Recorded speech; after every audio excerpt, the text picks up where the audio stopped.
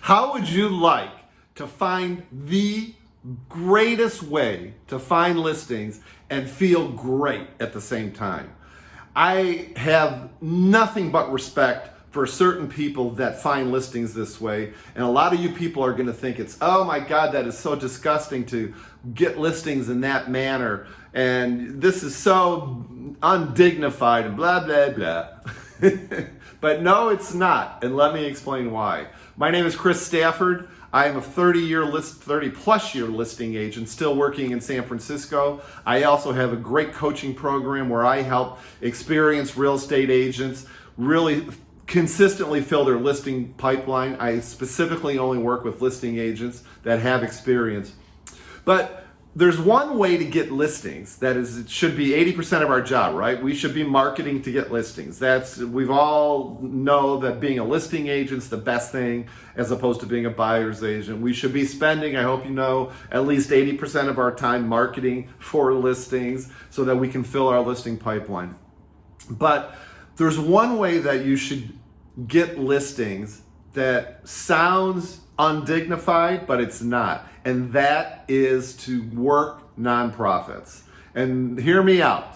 I know a lot of you are probably thinking, oh, that's undignified. That's really crass, Chris. But it's not. Because here's what I've always done.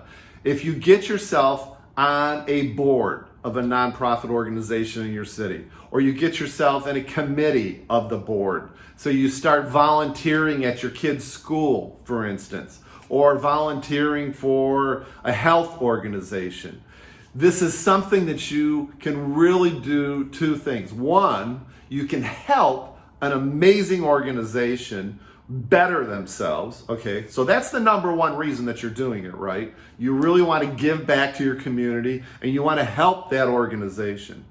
But number two is that you're going to make the most amazing connections there. And what's wrong with forming amazing friendships with people that are on the board or on the committees or helping out at your local school or museum or library, whatever, and meeting people that frequently have a lot of money? So I would say there's nothing wrong with that because number one, we're giving back to the community. And number two, we are making connections with people that have houses that they need to sell. I have made so many connections throughout the years. I probably, of the 30 plus years that I have been a listing agent, I would say 20 of those years, I was always part of some nonprofit board. When I started out in San Diego, I was I actually helped them start the San Diego Hospice Corporation. So it was one of the largest hospices in Southern California. I got to meet the wife of Ray Kroc, from the McDonald's founder. I made a lot of amazing connections and friendships that I still maintain to this day. And when I moved to San Francisco, I actually started off with Artists for AIDS Relief. And that was an arts organization that assisted artists with AIDS to raise money so that they can do their work. But that board was packed, I'm telling you, with some of the wealthiest people. And I made such amazing connections and friendships with them and got a number of listings from those people. And I'm still friends with those people today. And I had a great impact. I had a huge impact with that organization that I'm very proud of. I then went to the San Francisco Child Abuse Prevention Center and I got on their board. It was sort of a crazy experience, but it was a board with a lot of people, a lot of people with a lot of money, and I made great friendships with those board at the San Diego Hospice Child Abuse Prevention Center. And again, I'm maintaining these friendships. I'm still getting referrals to this day.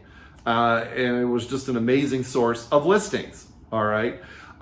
So you can see that I feel in my heart, I feel like number one, I've had a huge impact in helping these organizations, number one. And number two, I've made these amazing connections that has enabled me to get listings. And what's wrong with that? I'm helping in the community, but I'm getting listings at the same time. There's absolutely nothing wrong with that. And this could be sort of like one of your streams of income. I'm always talking that people should have multiple streams of bringing in listings. So you're working your SOI, you could be on a board of directors of a nonprofit. Maybe your calling expires, could be the third one, or working probates or out of area owners. But regardless, it's really important that I think that number one, we all give back to our community. And why can't we make friends with those people? It happens organically anyways. And it's just a beautiful way to make new friendships, to get new referrals. And I'll just issue one caveat.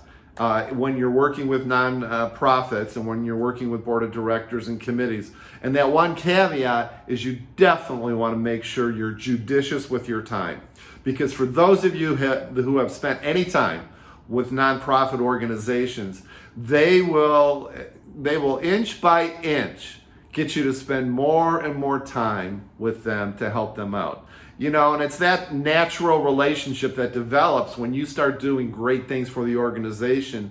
The ED or the executive director of the organization is going to want you to do more work. And so you got to really be strong if you don't have the time.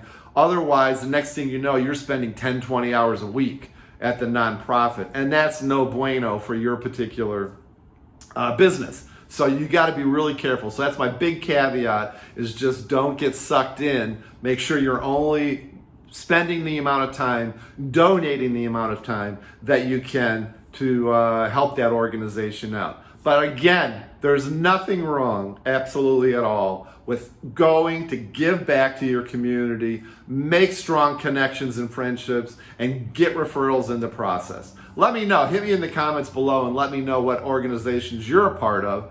And have you gotten any referrals? Thanks so much for watching.